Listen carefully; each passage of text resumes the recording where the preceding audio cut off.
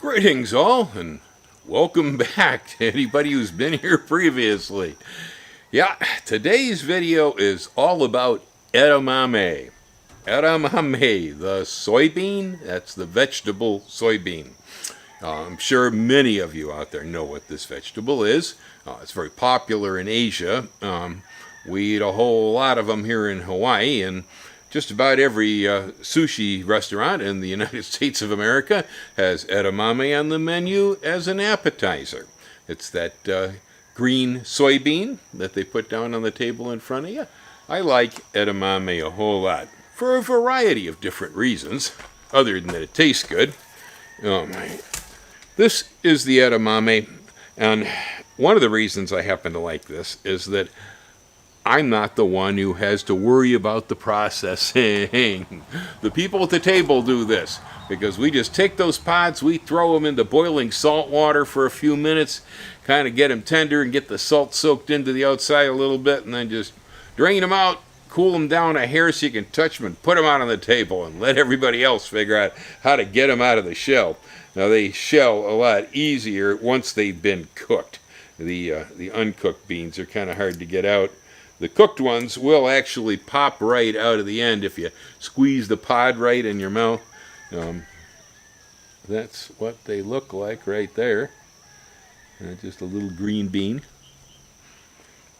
They're a little bit on the strong side when they're raw. Very delicious when served boiled in salt water. They're a legume, and so they fix nitrogen. And I realized just last night when I was on the phone with my brother who's in Illinois, and he's been talking about, the heat. Oh my goodness, my lettuce just burned right up, Bob says. And I said, well, Bob, why don't you consider using edamame as a salad by midsummer, because it's a soybean and it's much more heat tolerant than lettuce. And well, I realized my brother didn't know what this was. And so I guess there must probably be a lot of people out there that don't know it. I guess I didn't until I started eating sushi. That was where I picked up on it. So let's all have a peek over here in the garden. So right here we have edamame. You look inside over here at the bushes, and you can see they just loaded in pods. We got all kind of pods here. Now, right up in the front of the row, I have one variety that came from Johnny's Selected Seeds. It has actually been kind of sparse. It did all right, but kind of sparse compared to this variety, which came from the UH in Manoa. This is a Kahala variety, K-A-H-A-L-A. And the Kahala variety of edamame soybean is just rock and roll. Check out what I'm looking at down in here, huh? They're loaded. Now the only sad thing about the edamame is it's a little difficult to get it off the stem. They're not the easiest bean to pull off of the bush. Kind of a tug. Half the time I end up shredding the bushes trying to pick them.